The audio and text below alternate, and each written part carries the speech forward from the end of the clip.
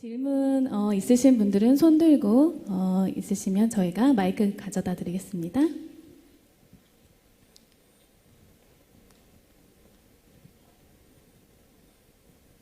네.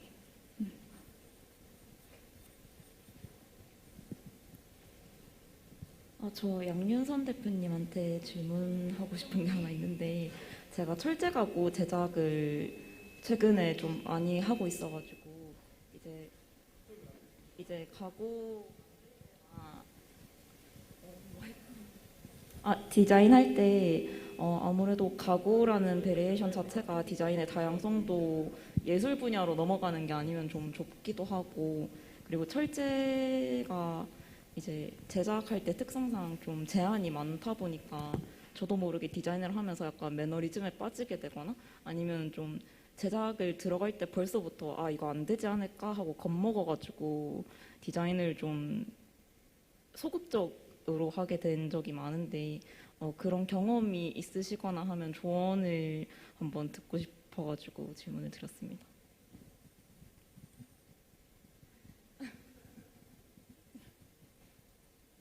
네. 들리시나요? 네. 일단 철제 가구를 디자인을 하신다니까 굉장히 반갑고요.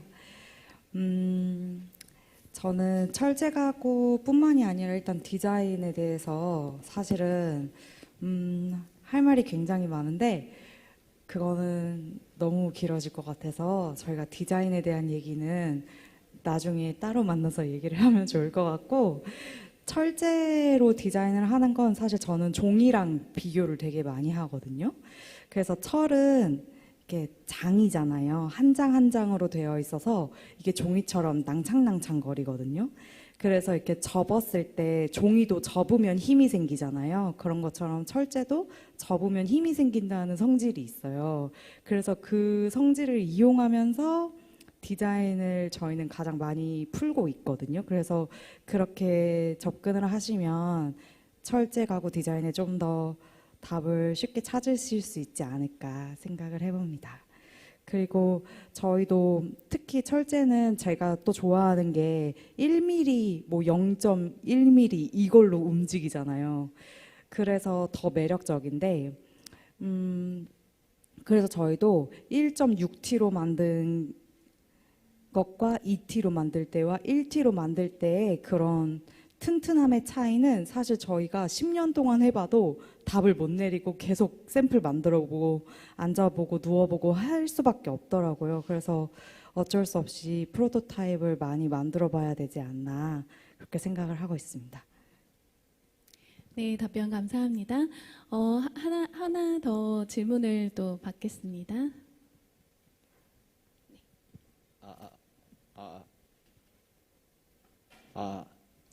저는 이종화 대표님께 물어보고 싶은 게 있어서 질문 드리겠습니다.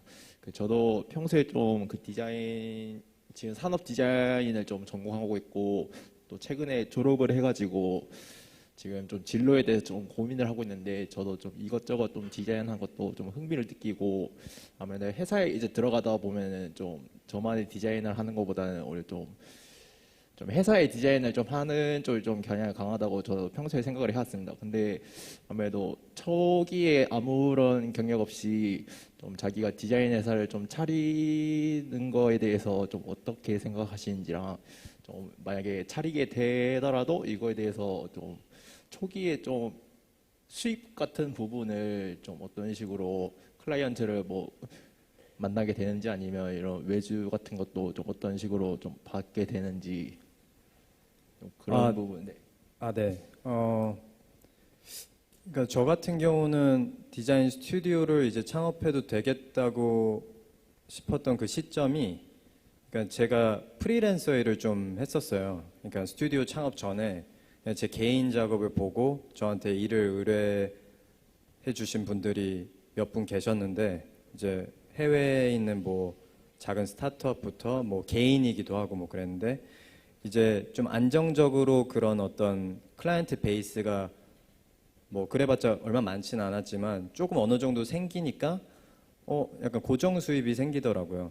그래서 그때 이제 지금 하면 되겠다라는 생각이 들었어요. 근데 그냥 그런 거 없이 그냥 무작정 나 스튜디오 한다 이러면은 리스크가 좀 크긴 한 것 같아요. 왜냐면 어쨌든 뭐 매달 뭐 월세도 나가고 그래야 되는데 이제 생활비 나가고 그러는데 고정적인 수입이 보장된 상태가 아닌 상황에서 그냥 열정만으로 딱 했다가 실망을 빨리 하면은 오히려 꿈을 빨리 접을 수도 있지 않을까. 그러니까 오히려 그냥 바로 스튜디오를 꼭 하신다는 것보다는 그냥 내 일을 누가 좋게 봐주고 그냥 저한테 개인적으로 일을 맡겨줄 수 있는 분들이 몇 명 나타났을 때 그때 이제 시작을 해도 저는 나쁘지 않은 것 같아요.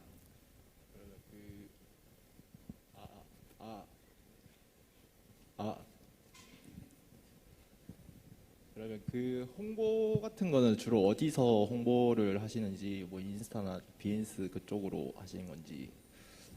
네. 저는 처음에는 이제 비엔스로 많이 하다가 이제 인스타그램이 어느 순간 이제 되게 핫해져가지고 그때부터 이제 인스타그램에 올리기 시작하니까 요즘은 그러니까 저는 그 마케팅 수단이 사실 인스타밖에 없어요 요즘은.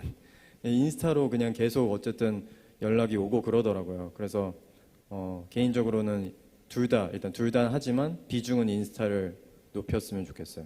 네. 감사합니다. 감사합니다. 네, 상세한 답변 감사합니다.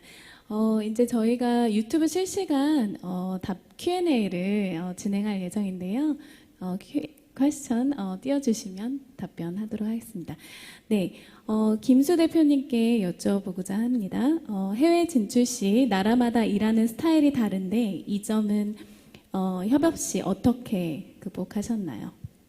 네. 질문이 저한테는 없을까봐 되게 긴장했는데 질문해 주셔서 감사하고요. 정말 일하는 스타일이 달라요. 그러니까 가령 예를 들면 이제 중국은 아침 일찍 나와요. 그래서 9시까지 나와라라고 해도 9시보다 조금 먼저 나와서 6시가 되면 일이 안 끝나도 집에 가요. 그리고 협업하는 스타일도 되게 다릅니다. 근데 이거는 기업 문화를 초반부터 어떻게 만드느냐 이거에 대해서 얼마만큼 노력을 하느냐가 중요한 것 같아요. 그래서 아까 이제 글로벌은 흩어지는 거다 뭐 이렇게 말씀드리면서 저희 회사가 가진 코어 밸류들을 말씀을 드렸는데 그거를 처음에 이제 뭐 창업자 이외에 직원 1회 첫 번째가 들어올 때 알려주고 2번 들어왔을 때 1번이 2번한테 알려주고 이런 작업들을 되게 열심히 했어요. 그리고 이제 나중에는 이제 인사팀이 생기고 그러면 입사할 때 입사 교육을 하죠. 그래서 현재 저희가 한 70명 조금 안 되는데 이제 70명 좀 안 되는 사람들이 8개국에 흩어져 있다고 생각을 해보세요. 그래서 이게 명확하게 규정이 되어 있지 않으면 일하는 게 상당히 어렵습니다. 그래서 뭐 짧게 다시 한번 정리를 하자면 회사가 가장 중요하게 생각하는 게 뭐고 우리 회사는 이렇게 일해 라는 것들을 명확하게 정의하고 그리고 실제로 사람들이 그렇게 일하고 있어야 돼요. 그렇게 하면 새로 들어온 사람들도 자연스럽게 그 문화에 동화돼서 일하는 방법을 알게 됩니다. 네, 답변 감사합니다. 이제 마지막 질문을 드릴 텐데요. 각 대표님들이 생각하시는 10년 뒤 우리 회사 브랜드의 모습은 어떤 걸까요? 각 대표님께서 말씀 주시면 좋겠습니다.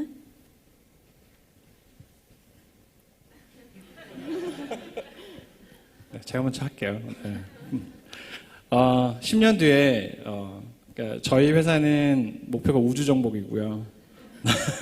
그러니까 앞서 제가 발표한 거에도 있지만, 그러니까 다양한 소프트웨어 디자이너들이 사용하는 소프트웨어들이 있었어요. 근데 그 소프트웨어들이 다루지 못했던 거, 그러니까 되게 디자이너 툴들이 계속 발전해 오는 부분도 있어요. 그러니까 전혀 없지는 않습니다. 있기는 한데 디자이너들이 어떻게 협업하는가에 따라서 진화를 했지, 디자이너가 정작 디자인해야 되는 그 제품을 위한 툴들은 솔직히 마땅치 않아요.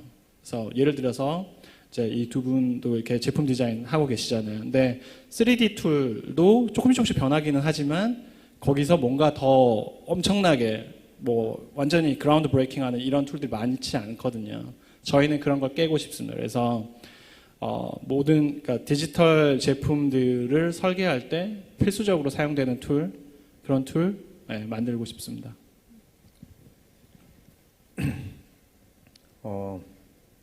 저는 조금 그 대표님에 비해서는 조금 소박한 것 같은데, 그러니까 저는 이제 브랜드 만들고 싶었던 꿈이 옛날부터 있었는데, 제가 사용하고 싶은 그런 제품, 그리고 제가 있으면 되게 꼭 팬이 될 것 같은 그런 브랜드를 만들고 싶었어요. 근데 그런 게 이제 제 어릴 적 관심사랑 이제 연관을 지어보면은 저는 게임을 되게 좋아했던 사람이고, 그리고 뭐 패션 액세서리나 뭐 그런 것도 되게 여전히 뭐 관심도 많고, 그러니까 그 두 개를 뭔가 같이 이렇게 라인업을 시켜보니까 뭔가 머릿속으로 생각하는 어떤 브랜드 이미지가 생기더라고요. 근데 그게 이제 보통 뭐 게이밍 브랜드 하면은 머릿속으로 떠오르는 그 이미지가 있거든요.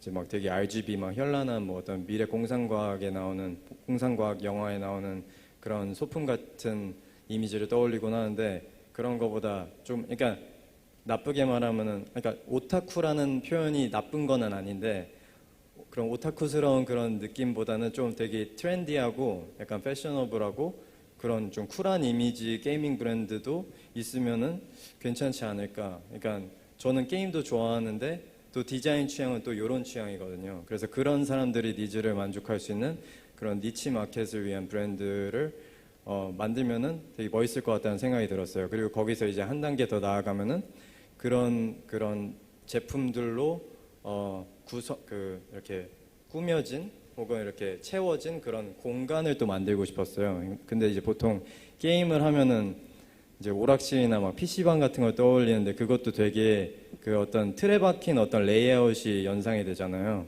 그러니까 뭐 PC방 가면 약간 독서실 같이 이렇게 따닥따닥 붙어 있고, 근데 이제 요즘은 막 되게 그 복합 문화 공간 같은 막 그런 데 많이 생기는데, 뭔가 PC방이나 그런 엔터테인먼트 공간을 약간 그렇게 막 타일 그리드 이렇게 되게 레이아웃이 되게 비정형화된 약간 그런 어떤 멋있는 공간 같은 거를 지금 머릿속에 그리고 있어요. 그런 데를 한번 만들어 보고 싶은, 나중에는. 그래서 뭐 지금 제 미래는 그렇게 꿈꾸고 있습니다. 네, 저희는 사실 가구 브랜드가 굉장히 10년 동안, 20년 동안, 50년 동안 그 지켜져 오고 있는 디자인이라는 게 그런 오리지널리티라는 말을 쓰면서 그런 디자인이 오히려 더 비싼 쪽이잖아요.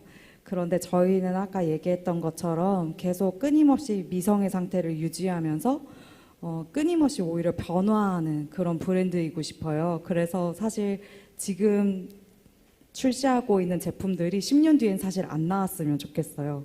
그 시대에 맞는 디자인으로 다시 계속 발전하고 변화하는 그런 가구 브랜드가 되었으면 좋겠습니다. 네, 답변 너무 감사드립니다.